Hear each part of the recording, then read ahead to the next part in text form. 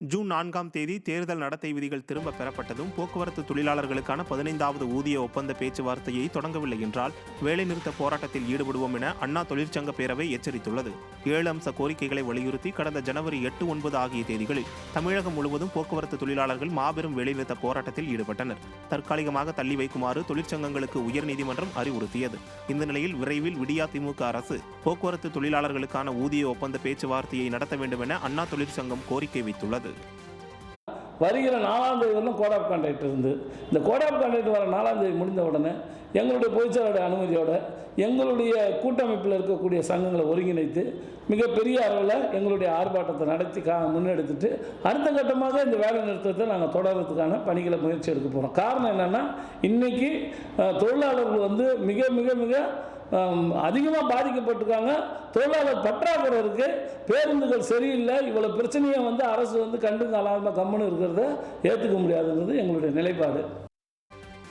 திண்டுக்கல் மாவட்டம் நத்தத்தில் நடுவழியில் பழுதாகி நின்ற அரசு பேருந்தை ஐலசா போட்டு பொதுமக்கள் தள்ளும் காட்சிகள் வெளியாகியுள்ளன. நத்தம் பேருந்து நிலையத்திலிருந்து புறப்பட்ட அரசு பேருந்து 200 மீட்டர் தூரத்திலேயே பழுதாகி நின்றது. பேருந்தில் பயணித்தவர்கள் குறித்த நேரத்திற்குள் செல்ல வேண்டிய பகுதிகளுக்கு போக முடியாமல் அவதியடைந்தனர். விடியா திமுக அரசு பேருந்துகளை எல்லாம் ஆய்வு செய்வதாக வெற்று அறிக்கைகளை விட்டு மக்களை ஏமாற்றி வருவது தினசரி பாதி வழியிலேயே பழுதடைந்து நிற்கும் அரசு பேருந்துகளால் அம்பலமாகி வருகிறது.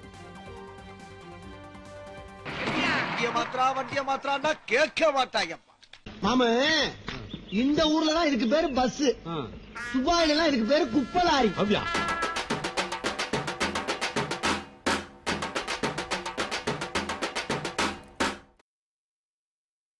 முல்லை பெரியாறு அணை விவகாரத்தில் உச்சநீதிமன்ற தீர்ப்புக்கு எதிராக செயல்படும் கேரள அரசையும் அதை கண்டுகொள்ளாமல் விவசாய விரோத போக்கில் செயல்படும் திமுக அரசையும் கண்டித்து தமிழ்நாடு அனைத்து விவசாயிகள் சங்க ஒருங்கிணைப்பு குழு சார்பில் 200க்கும் மேற்பட்ட விவசாயிகள் மதுரையில் போராட்டத்தில் ஈடுபட்டனர். தமுக மைதானத்திலிருந்து வருமான வரித்துறை அலுவலகத்தை நோக்கி பேரணியாக சென்ற விவசாயிகளை காவலர்கள் தடுத்து நிறுத்தியதால் தள்ளுமுள்ளு ஏற்பட்டது. தொடர்ந்து ஆர்ப்பாட்டத்தில் ஈடுபட்ட விவசாயிகள் கேரள அரசு வெளியிட்ட புதிய அணை கட்டும் அரசாணையை தீயிட்டு கொளுத்தினர். கேரள அரசின் செயல்பாட்டால் தமிழக விவசாயிகள் உயிரிழப்பதாக கோஷங்களை எழுப்பி எதிர்ப்பை பதிவு செய்தனர். மேலும் தனக்கும் இதற்கும் எவ்வித சம்பந்தமும் இல்லாதது போல கைகட்டி வேடிக்கை பார்க்கும் மத்திய அரசுக்கும் விடியா திமுக அரசுக்கும் எதிராக கண்டனங்களை பதிவு செய்தனர். பின்னர் செய்தியாளர்களை சந்தித்த தமிழ்நாடு அனைத்து விவசாயிகள் சங்க ஒருங்கிணைப்பு குழு தலைவர் PR பாண்டியன், அதிமுக ஆட்சியில் புரட்சி தலைவியால் எடுக்கப்பட்ட சட்ட நடவடிக்கையின் காரணமாகவே நீராதார உரிமைகள் காக்கப்பட்டதாகவும் அவர் வழியை நிர்வாக திறமையற்ற முதல்வர் ஸ்டாலின் மேற்கொள்ள வேண்டும் எனவும் வலியுறுத்தியுள்ளார்.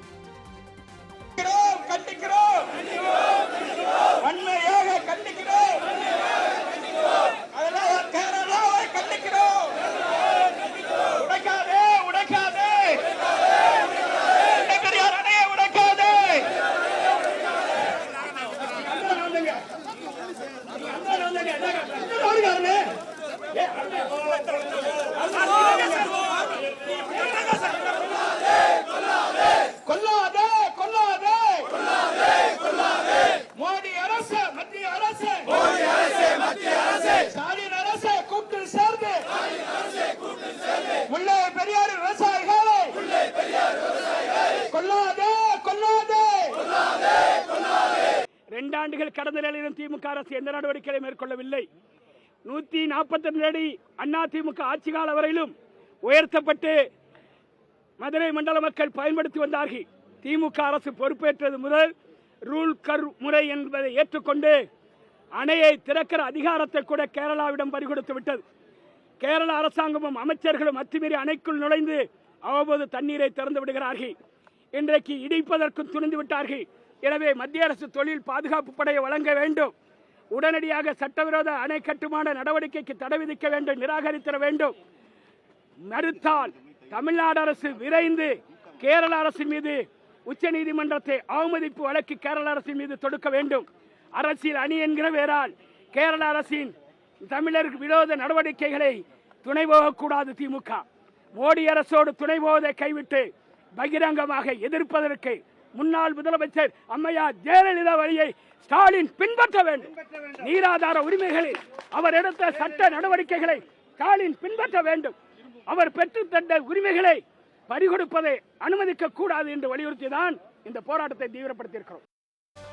தமிழக மக்கள் ஆதரவு எந்த காலத்திலும் பாஜகவுக்கு இல்லை என்பதை தெரிந்துதான் பாஜக தனது வளர்ச்சிக்காக புரட்சி தலைவி அம்மாவின் பெயரை துணைக்கு அழைக்கிறார்கள் என முன்னாள் அமைச்சர் RB உதயகுமார் தெரிவித்துள்ளார். அதிமுக பொதுச் செயலாளர் எடப்பாடி K பழனிசாமியின் தலைமையேற்று திருமங்கலம் தொகுதிக்குட்பட்ட டி. கல்லுப்பட்டி, பேரையூர் பகுதியைச் சேர்ந்த 2000க்கும் மேற்பட்ட இளைஞர்கள் முன்னாள் அமைச்சர் RB உதயகுமார் முன்னிலையில் தங்களை அதிமுகவில் இணைத்துக் கொண்டனர்.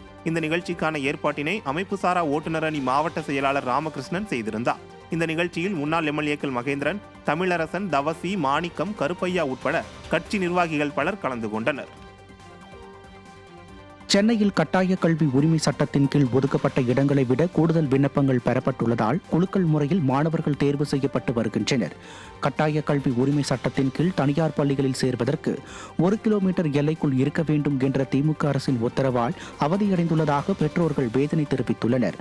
பொருளாதாரத்தில் பின்தங்கிய பெற்றோர்கள் கட்டாய கல்வி உரிமை சட்டத்தின் கீழ் பல ஆண்டுகளாக தனியார் பள்ளிகளில் குழந்தைகளை சேர்த்து வந்த நிலையில் திமுக ஆட்சியால் அதிருப்தியடைந்துள்ளனர். பார்த்தீங்கன்னா நாட் எலிஜிபிள் தான் போட்டிருக்காங்க. அது எப்படி சொல்கிறது, என்ன ரீசன் சொல்கிறாங்க? கிலோமீட்டர் 1.5 கிலோமீட்டர் சொல்கிறாங்க. ஸோ 1.5 கிலோமீட்டர்ன்றது எங்கள் வீடு பக்கம் தான், அதோ தான் இருக்குது. 1.5 கிலோமீட்டர்னா சொல்ல எனக்கு புரியல. இருக்க போடுங்க தான் அது போயிருக்கு, இல்லாத போடுங்க யாருங்க இல்லை. வீடு பக்கத்தில் தான் இருக்குது. இப்போ இந்த ஒன்வே இந்த இதுவெல்லாம் மாற்றினதுனாலே என்னன்றது தெரியல. 1.5 கிலோமீட்டர் காமிக்குது வீடு, ஆனால் பக்கத்தில் தான் இருக்குது. சுப்ராயன் சாலை அங்கேருந்து இது பக்கம் தான், ஆனால் 1.5 கிலோமீட்டர். இந்த மாதிரி தான் எல்லா ஸ்கூலும் இதுதான் வருது. அது வீடு பக்கத்தில் நம்ம கீழே இருந்தால் மட்டும்தான் வரும் போல இருக்குது. அரசு பள்ளி இதுவில் நம்ம எல்லாமே அரசு பள்ளியில் படித்தவங்க தான், அங்கே சேர்க்கறதுல நம்மளுக்கு எதுவும் இல்லை. இந்த மாதிரி நம்மளுக்கு ஒரு ஆப்ஷன் இருக்குது. அப்போ அதில் நம்ம ட்ரை பண்ணி பார்ப்போம் அப்படின்றதுனால இதில் ட்ரை பண்ணுறது. அப்போ இதில் நம்மளுக்கு நாட் எலிஜிபிள் அப்படின்ற மாதிரி சொல்லிடுறாங்க. பக்கத்தில் இருந்துமே நாங்கள் விசாலாட்சி தோட்டம் தான் இருக்கேன்.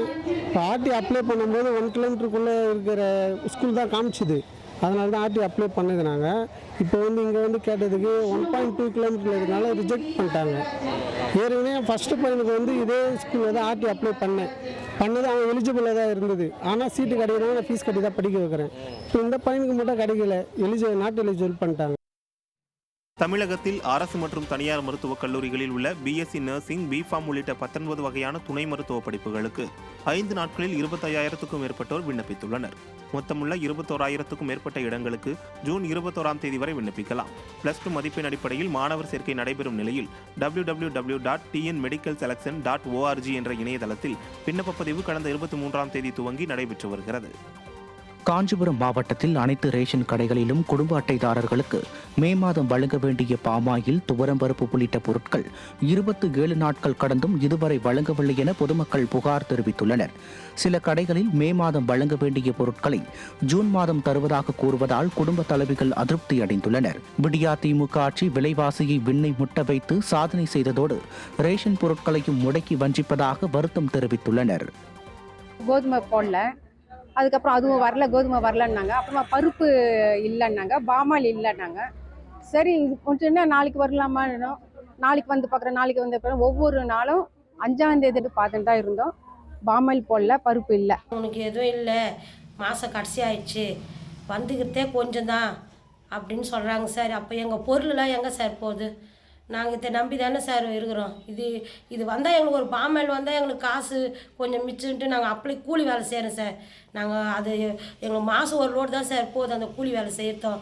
இது வச்சு நாங்கள் இதெல்லாம் வந்தால் தான் சார் நாங்கள் குடும்பத்தை நடத்துது. அதையும் அங்கே போய் கேட்டால் இல்லைன்றாங்க. நாங்கள் என்னங்க சார் பண்ணுறது? பருப்பு இல்லைன்றாங்க, பாமாயில் இல்லைன்றாங்க. அரிசி ஒன்றா வாங்கிக்கோ அப்படின்றாங்க. அந்த அரிசி கூட சரியில்லை சார். அது அரிசியே கொஞ்சம் பழுப்பு மாரி, அது எப்படி சார் நாங்கள் சாப்பாடு செஞ்சு சாப்பிட்றது? உலக பட்டினி தினத்தில் பாமாயில் மற்றும் பருப்பு வழங்காமல் விடிய அரசு மக்களை பட்டினி கிடக்க வைத்திருப்பது வேதனையை ஏற்படுத்தியுள்ளது. மே மாதத்துக்கான பாமாயில், துவரம்பருப்பு உள்ளிட்ட பொருட்களை ஜூன் மாதம் வாங்கிக் கொள்ளலாம் என விடியா திமுக அரசு தெரிவித்துள்ளது. இதனால் ஆத்திரமடைந்துள்ள மக்கள் மே மாத பசிக்கு ஜூன் மாதம் சாப்பிட முடியுமா என்றும், வயிற்றில் ஈரத்துணியை கட்டிக்கொள்ள முடியுமா என்றும் கேள்வி எழுப்பியுள்ளனர். பெரும் தொகையை பெற்றுக்கொண்டு பள்ளி மாணவிகளை VIP-க்களின் வீடுகளுக்கு அனுப்பி வைத்தேன் என சென்னையில் பாலியல் தொழில் நடத்திய பெண் பரபரப்பு வாக்குமூலம் அளித்துள்ளார். சென்னை வளசரவாக்கத்தில் உள்ள வீட்டில் பள்ளி மாணவிகளை வைத்து பாலியல் தொழில் நடத்திய நதியா என்ற பெண் உட்பட 7 பேர் கைது செய்யப்பட்டனர். கைதான நதியா விபச்சார தடுப்பு பிரிவு போலீசாரிடம் அளித்த வாக்குமூலத்தில் தனது மகளின் தோழிகளிடம் ஆசை வார்த்தைகளை கூறி பாலியல் தொழிலுக்கு பயன்படுத்தியதை ஒப்புக்கொண்டிருக்கிறார். மேலும் ஸ்மார்ட் போன் செயலி மூலம் தொடர்பை பெற்று விஐபிக்களின் வீடுகளுக்கு பள்ளி மாணவிகளை அனுப்பி வைத்ததாக நதியா வாக்குமூலம் அளித்துள்ளார். விடிய அரசின் கட்டுப்பாட்டில் இருக்கும் விபச்சார தடுப்பு பிரிவு போலீசார் முறையாக செயல்பட்டிருந்தால் பள்ளி மாணவிகள் பாலியல் தொழிலுக்கு உட்படுத்தப்பட்ட அவலம் நேர்ந்திருக்காது என பொதுமக்கள் குற்றம் சாட்டியுள்ளனர். தமிழகத்தில் நாடாளுமன்ற தேர்தலுக்கான வாக்கு எண்ணும் பணியில் நுண்பார்வையாளர்கள் 4500 பேர் உட்பட 38,500க்கும் மேற்பட்டவர்கள் ஈடுபடுத்தப்பட உள்ளதாக தமிழக தலைமை தேர்தல் அதிகாரி சத்யபிரதா சாஹூ தெரிவித்தார். கடந்த ஏப்ரல் 19ஆம் தேதி தமிழகத்தில் தேர்தல் நடைபெற்றது. ஜூன் 4ஆம் தேதி வாக்கு எண்ணிக்கை நடைபெறுகிறது. இந்த நிலையில் வாக்கு எண்ணிக்கைக்கான ஏற்பாடுகள் குறித்து தமிழக தலைமை தேர்தல் அதிகாரி சத்யபிரதா சாஹூ செய்தியாளர்களிடம் பேசினார். அப்போது தமிழகத்தில் 39 தொகுதிகளில் பதிவான வாக்குகள் அடங்கிய மின்னணு இயந்திரங்கள் 39 மையங்களில் பாதுகாப்பாக வைக்கப்பட்டுள்ளன. அந்த 39 மையங்களிலும் உள்ள 43 கட்டிடங்களில் சட்டப்பேரவை தொகுதி வாரியாக 234 அறைகளில் வாக்கு எண்ணிக்கை நடைபெறுகிறது. அனைத்து மையங்களிலும் வாக்கு எண்ணிக்கைக்கு 3300 மேஜைகள் அமைக்கப்பட உள்ளதாக குறிப்பிட்டார். ஒவ்வொரு மேஜையிலும் வாக்கு எண்ணும் பணி தனித்தனியாக வீடியோவில் பதிவு செய்யப்படும் என்று தெரிவித்த அவர், வாக்கு எண்ணும் பணியில் 10,000 அலுவலர்கள், அவர்களுக்கு உதவியாக மின்னணு இயந்திரங்கள் எடுத்து வருதல் உள்ளிட்ட பணிகளுக்காக 24,000 பேர், நுண்பார்வையாளர்கள் 4,500 பேர் என மொத்தம் 38,500க்கும் மேற்பட்டோர் இப்பணியில் ஈடுபடுத்தப்படுவர் என கூறினார். இவர்களுக்கான முதல்கட்ட பயிற்சி சில நாட்களாக தொடர்ந்து நடந்து வருவதாகவும் அடுத்து 2ஆம் கட்ட பயிற்சி அளிக்கப்பட்டு வாக்கு எண்ணும் பணியில் ஈடுபடுத்தப்படுவார்கள் என்றும் சத்யபிரதா சாஹூ தெரிவித்தார்.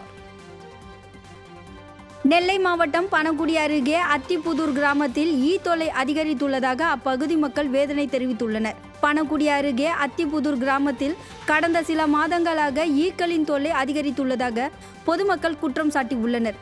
மேலும் இந்த ஈக்கள் சமையல் அறைகளில் அதிகரித்து காணப்படுவதால் சுகாதார சீர்கேடு ஏற்பட்டு தொற்று நோய்கள் ஏற்படும் அபாயம் உள்ளதாக பொதுமக்கள் வேதனை தெரிவிக்கின்றனர்.